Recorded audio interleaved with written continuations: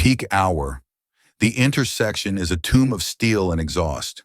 An ambulance is trapped, its sirens screaming like a fading heartbeat in the heat. At the construction site, Caleb Morgan checks his watch. His shift is nearly over. He hears the urgent rhythm. It's different, desperate, and dying. Without hesitation, Caleb rushes into the road, signaling to clear a path. His supervisor roars, "Return to your post or you're fired." Slowly on the traffic parts. The ambulance streaks through. Minutes later, Caleb is fired for insubordination. He didn't know. The person inside would rewrite his entire destiny. The afternoon sun beats down on the asphalt, creating a shimmering haze that smells of tar and exhaust. Caleb Morgan wipes the sweat from his brow with a grimy sleeve, feeling the grit of the city against his skin. He's 39, but the deep lines etched around his eyes make him look a decade older. The kind of age that doesn't come from time, but from years of carrying the weight of the world on your shoulders alone. Caleb is a single father, and in his world, there is only one son, his 7-year-old daughter, Sophie. Sophie is a child of pure melody. While other kids play with dolls or screens, she hums complex tunes and taps intricate rhythms on the scarred wooden kitchen table. She has a piano lesson this afternoon, a lesson Caleb promised she wouldn't miss no matter what. He remembers the way her face lit up when he first told her he'd found the money for the tuition. To pay for those ivory keys for that fragile dream of hers, Caleb took this job as a temporary safety coordinator at one of the city's largest road construction projects. It's soul-crushing, monotonous work, standing for 10 hours in the blistering heat, holding a plastic sign, but to Caleb, it's a sacred bridge to his daughter's future. The site is governed by a thick blue book, the Employee Handbook. It was written by people in air-conditioned office towers who have never felt the sting of road dust in their lungs or the vibration of a jackhammer in their bones. To them, safety is a set of legal liabilities. To Caleb, it's a cage. The rules are absolute. Rule number 1, highlighted in every orientation. Never abandon your designated safety post while heavy machinery is in operation. The penalty is listed in bold, unforgiving red letters. Immediate termination. No exceptions, no excuses, no second chances. Caleb's manager, Mr. Henderson, lives by that book with a religious fervor. Henderson is a man with a cold metal clipboard where a human heart should be. To him, Caleb isn't a father struggling to raise a child. He isn't even a human being with a name. He is Unit 412, a mere cog in the massive, grinding machine of urban progress. Today, the progress is painfully slow. The construction has choked the city's main artery into a complete standstill. The asphalt radiates heat like an oven, making commuters angry and restless. Horns are blaring in a discordant symphony of rage, and the air is thick with the toxic frustration of 1,000 trapped souls. Caleb used to be more than a cog. Long ago, before his wife Sarah passed away in a tragic accident that left his life in ruins, he was a volunteer emergency traffic dispatcher. He understood the city like a living organism.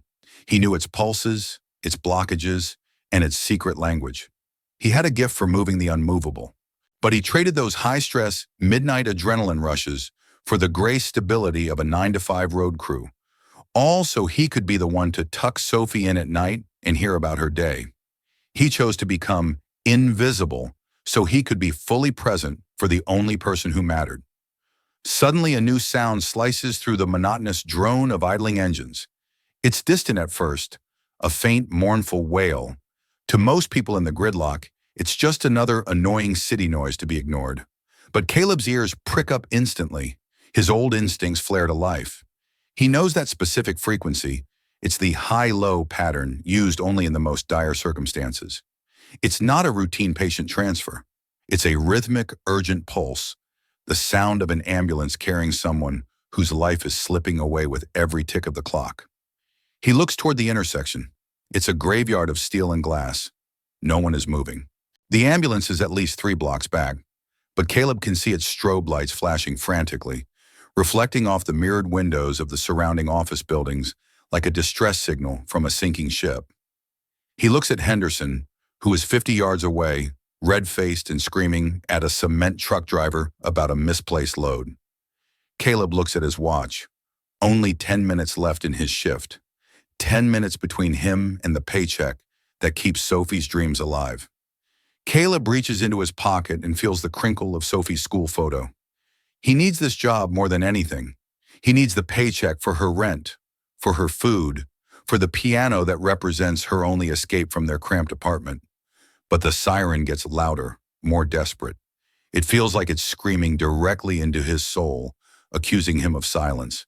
Caleb realizes that in this vast and different city, at this precise moment, he is the only human being positioned with the knowledge and the location to do something. The battle inside him is a violent storm. It's the weight of a decade of survival against the weight of a single human life. He looks at the post-4 sign he's been ordered to hold under threat of poverty. He looks at the ambulance, now visibly shaking as the driver tries in vain to hop the curb. Caleb takes a long, shaking breath, the last breath of a man who plays it safe, and sets the sign down on the hot gravel. He steps beyond the orange cones, leaving the safety of his paycheck to enter the chaotic arena of the road. Caleb doesn't just walk, he transforms. The slumped shoulders of a laborer vanish, replaced by the sharp, commanding posture of a veteran coordinator. He enters the dead center of the massive four-way intersection, his high-visibility vest glowing like a neon star under the harsh, unforgiving sun. He doesn't have a whistle or a siren of his own, but his presence becomes an immovable force. He raises his hands high, palms out, signaling the cross traffic to a halt, with an authority so absolute it stops even the most aggressive drivers. "Move! To the right! Now! Clear the lane!" he bellows, his voice cracking through the roar of idling V8s and the hiss of air brakes. He utilizes the hand signals he mastered a lifetime ago, sharp, rhythmic, and impossible to misinterpret. A luxury SUV driver tries to edge forward, fueled by his own sense of importance. But Caleb meets his eyes with a stare so piercing, so full of raw command, that the driver instinctively slams on his brakes. Slowly, the frozen iron forest begins to groan and shift. Drivers, shaken out of their air-conditioned lethargy, finally see the ambulance. They see the white and red body of the vehicle shivering with the effort of the engine. Under Caleb's expert direction, the cars begin to zipper open, creating a miraculous path where none existed seconds ago. A narrow lane, barely wider than the ambulance itself, begins to materialize through the sea of metal. Caleb stands in the very center of this corridor, acting as a human shield between the swinging arms of the heavy excavators on the site and the oncoming emergency vehicle. He is a conductor leading a chaotic orchestra toward a single, life-saving note. Behind him, Henderson has finally realized the post is empty. He grabs his radio, his voice crackling with a distorted, hysterical fury that echoes across the site. "Morgan, what the hell are you doing? Get back to your post right now. Unit 412, you are in direct violation of company policy. You are compromising the entire safety perimeter. I will destroy your career for this." Caleb hears the threats, but they sound like whispers from another world. He doesn't answer. He can't afford to lose focus for a millisecond. If he leaves now, the drivers will lose their direction, and the gap will snap shut like a trap. The ambulance is now only 30 yards away. He can see the driver's face through the windshield, a mask of pure, sweat-drenched stress and desperation. Caleb gives a sharp, final, come forward gesture, stepping inches away from a moving car to hold the line. The ambulance driver nods, floors the engine, and the vehicle surges forward. The roar of the motor and the wind of its passage nearly knock Caleb off his feet as it streaks past him, a blur of red and white heading toward the hospital. As the siren begins to fade into the distance, a heavy, unnatural silence falls over the intersection. The thousands of drivers Caleb just moved stay frozen, watching him with a mixture of awe, confusion, and dawning respect. Caleb stands there for a moment in the middle of the road, his chest heaving, his lungs burning with the heat, his heart hammering a frantic rhythm against his ribs. He has done it. The path is clear. The life in that car has a chance. He walks back toward the construction site, the dust of the road settling on his worn boots like ash. Henderson is already there, standing at the edge of the orange cones, vibrating with a rage that transcends professional disagreement. It's personal now. Henderson feels his authority has been mocked. "You're done, Morgan," Henderson says, his voice a low, lethal hiss. "I warned you. I told you exactly what would happen if you let that sign hit the ground. You abandoned your post during a high-risk machinery cycle. You just gave our insurance company a reason to crucify us. You think you're some kind of hero? In the real world, you're just an unemployed failure who can't follow a simple instruction." "There was a human being in that car, Henderson," Caleb says, his voice quiet but steady. "A life that was about to end in your traffic jam. I don't care if it was the Queen of England. The rules are what keep this site from becoming a morgue." Henderson screams, spit flying from his lips. "Give me your badge, now. And don't bother coming back for your final check. We're filing this as a for-cause termination for gross negligence." Caleb reaches up with a steady hand and unclips the plastic ID badge. He looks at the blurred, tired photo of the man he was this morning, a man who was willing to be a silent cog just to get by. He hands it over without a word. His colleagues, the men he shared coffee and sweat with for months, look away, staring at their boots. They are paralyzed by the same book that just crushed Caleb, terrified that his misfortune might be contagious. Caleb picks up his dented lunchbox and his scratched hard hat. He doesn't look back at the site or at Henderson. He walks with a heavy heart to the bus stop, sitting on a sun-scorched bench that smells of old cigarettes. He opens his banking app. The balance is a joke, barely enough for one more week of groceries, let alone piano lessons. He thinks of Sophie waiting for him, her small hands ready to play, her eyes bright with a future he just gambled away. He has no idea how to tell her that her father chose to be a human being, and the world punished him for it. He watches the bus pull up, feeling the crushing weight of his failure. He has no way of knowing that the woman inside that ambulance, the one whose heart nearly stopped while Henderson was worrying about his clipboard, was Sarah Jenkins, the legendary founder and CEO of Jenkins Infrastructure, the very empire that just cast him into the dirt. If you believe that doing the right thing is worth any price, subscribe now to see the moment that changes everything. The emergency room doors at St. Jude's Hospital burst open with the force of a hurricane. Sarah Jenkins is wheeled in, her skin a ghostly shade of gray, her breathing erratic and shallow. She is the architect of a billion-dollar empire, a woman who literally built the city's skyline from the ground up. But right now, she is nothing more than a fragile spark of life, fighting a losing battle against the encroaching dark. The head ER surgeon, Dr. Aris, meets the gurney in mid-stride. He's seen 1,000 traumas, but the tension in the room is palpable. He checks her vitals with a speed that only comes from decades of practice. "She's stable, but it's a miracle," he mutters to the head nurse as they rush toward the trauma bay. The telemetry from the ambulance shows her heart stopped for 45 seconds. If she had arrived even 90 seconds later, the oxygen deprivation would have been permanent. She'd be a vegetable. In the high-tech waiting lounge, Sarah's lead assistant and right-hand Marcus is pacing like a caged predator. Marcus is a man who lives and breathes data, logistics, and efficiency. He had been on a critical conference call with Sarah when she suddenly stopped speaking, and he heard her phone hit the floor. He had been monitoring the ambulance's GPS in real time on his laptop, watching in horror as the little red dot became stationary near the 5th Street construction site. He saw the dead zone where the vehicle sat idle for 4 agonizing minutes. And then he saw the impossible. The speed jumped from 0 miles per hour to 50 miles per hour in an instant. "How did you get through that mess?" Marcus asked the lead paramedic, who was standing at the nurse's station, still trying to catch his breath. "I don't know, man," the paramedic says, shaking his head. "We were dead. I was literally preparing to call the time of death in the back of the rig. Then this guy in a Jenkins safety vest just stepped out into the middle of the apocalypse. He took control of the entire intersection like he owned it. He fought the gridlock for us. I've never seen anything like it. He was like a ghost from the old traffic division. If he hadn't done that, we'd still be sitting behind a line of idling sedans, and Miss Jenkins would be gone." Marcus is more than intrigued. He's suspicious. He knows the company's internal protocols for that specific site. They are notoriously, some say, pathologically rigid.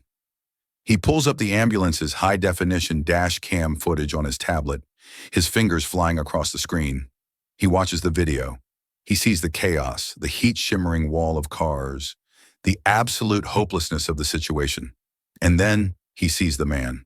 The camera captures Caleb's face in stunning, crystalline detail as the ambulance streaks past. It captures the raw intensity in his eyes, the absolute lack of fear, the way he stood his ground against a 3-ton truck that didn't want to stop. And then, most importantly, the camera captures the aftermath. It shows Mr. Henderson approaching Caleb, face distorted with rage, screaming and pointing toward the exit. Marcus freezes the frame on Caleb's face at the moment he realizes he's lost his job.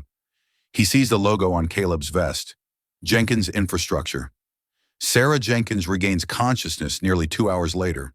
She is weak, her voice a mere rasp, but her mind, the mind that negotiated 1,000-page contracts and outmaneuvered global competitors, is as sharp as a razor. Her first question isn't about her health or her stocks. "Marcus," she whispers, her eyes searching his. "The traffic. It was a grave. I felt the engine stop. I felt the silence. How am I still breathing?" "A man saved you, Sarah," Marcus says, his voice uncharacteristically soft. He turns the tablet toward her, showing her the frozen image of Caleb standing in the sun. "One of your own employees, a man named Caleb Morgan. He broke every safety protocol in your blue book to open that road. He abandoned his post to give you a chance to live. And according to the site logs I just pulled from the HR server, he was terminated for it by a manager named Henderson less than 10 minutes after you passed him." Sarah Jenkins stares at the image of Caleb. She doesn't see a Unit 412. She sees the grit, the grease smeared across a hard-working face, and the undeniable luminous humanity in his stance. She looks at the digital copy of the formal termination notice Marcus has already retrieved, signed by Henderson. The reason given makes her blood run colder than the hospital's IV fluids. Intentional abandonment of safety post and gross negligence of corporate standards. The irony is a bitter, jagged pill to swallow. Her life, her very heartbeat, was saved by the exact negligence her company saw fit to punish with poverty. She feels a surge of something she hasn't felt in her 30 years of leadership. Not the cold rush of power, but a deep, humbling, and soul-searing debt. "Find him, Marcus," Sarah orders, her voice regaining its legendary iron core. "I don't care what it takes. I don't care if you have to hire every private investigator in the tri-state area. Find Caleb Morgan. And Marcus, tell the city planning board I want a full, public review of our site management protocols. We are building the roads of the future, but it seems we've forgotten how to let the people who build them actually live." Marcus leaves the hospital immediately. A black SUV roars back toward the intersection, but Caleb is long gone. Marcus begins a digital manhunt, pulling Caleb's military records, his volunteer history, his address in a rundown part of the city, and the heart-wrenching notes about his 7-year-old daughter. Back at the construction site, Henderson is still bragging to the other supervisors during the evening shift change about how he cleaned house and kept the standards high by firing the rogue worker. He feels powerful. He feels like a man of principle. He has absolutely no idea that a storm is coming. A storm in a black SUV that is about to dismantle his petty kingdom and everything he thinks he knows about authority. Caleb is walking the last 2 blocks to his apartment, his head bowed against the cooling evening air that usually brings him peace. Now it only feels like a reminder of the winter that will come if he can't find a new job. His phone has been vibrating incessantly in his pocket for the last hour. He assumes it's Henderson calling from a different number to demand the return of his safety vest or to threaten him with a lawsuit for endangering the site. Caleb refuses to answer. He doesn't want to hear another word from that world. He just wants to get to Sophie, to hold her, and to find the strength to tell her that the music school might have to wait for a while. He reaches the front of his small, peeling apartment complex just as a black SUV with tinted windows pulls up silently to the curb.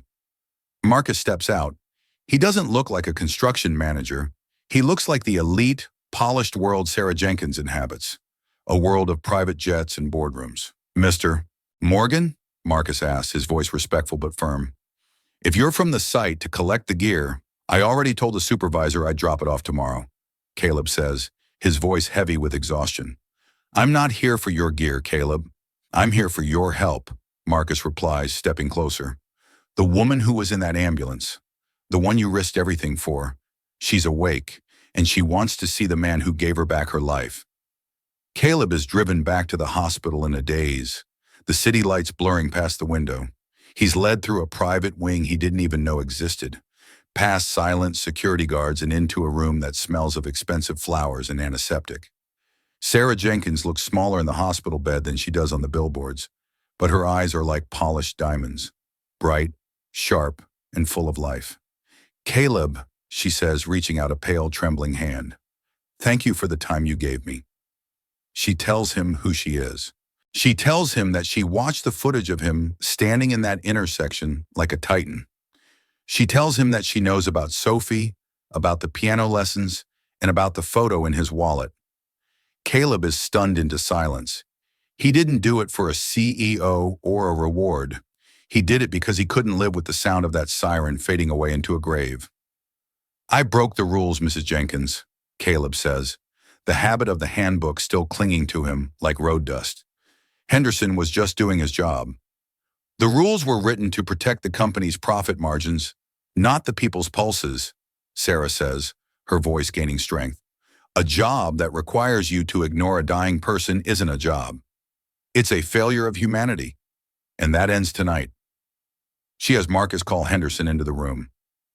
Henderson arrives 10 minutes later, looking smug and polished, clearly thinking he's been summoned to give a personal report on his excellent crisis management to the CEO herself. When he enters and sees Caleb sitting in a chair by the bed, his face undergoes a horrific transformation from pride to confusion to pure terror. Ms. Jenkins, my goodness, I'm so glad you're well. But what is this man doing here? This is Unit 412. He's a liability. I fired him for a major breach of... You fired him for saving my life, Henderson, Sarah interrupts, her voice a sharp, clinical whip that silences the room. You followed the blue book to the letter, didn't you? You checked every box, but you forgot the only thing that actually matters. You forgot to follow your conscience. You sat in your air-conditioned trailer while a man risked his life to save a stranger. You aren't a manager, Henderson. You're a bureaucrat who's lost his soul. Henderson tries to stammer a defense, to cite the insurance clauses and the safety mandates, but Sarah turns her back on him with a finality that is more terrifying than any shout. You are relieved of your duties at every Jenkins site, effective immediately. I want your clipboard, your company car, and your arrogance off my property by sunset. Marcus will handle your severance, or lack thereof. Henderson is ushered out by security, a man who followed every rule all the way to his own professional extinction. Sarah turns back to Caleb, her expression softening. I'm offering you a new position, Caleb, Director of Emergency Safety and Public Integration. You won't be standing behind orange cones anymore. You'll be designing the new safety protocols for every project we own. You'll be the one who ensures that no worker ever has to choose between their paycheck and their heart again. You'll have a salary that ensures Sophie never has to worry about a piano lesson or a roof over her head for the rest of her life. Caleb looks at her, then out the window at the city lights. He thinks of the dust, the heat, and the post-4 sign. He thinks of the desperate sound of that siren.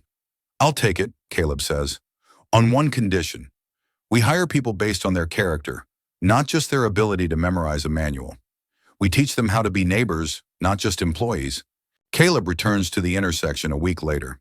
He isn't wearing a worn-out, grease-stained vest. He's wearing a management jacket with director stitched into the lapel. But he still has the same eyes, the eyes that look for the truth beneath the surface. He watches the new crew, men and women who have been trained under his new Humanity First mandate. They are taught that a safety perimeter is important, but a life-saving opening is sacred.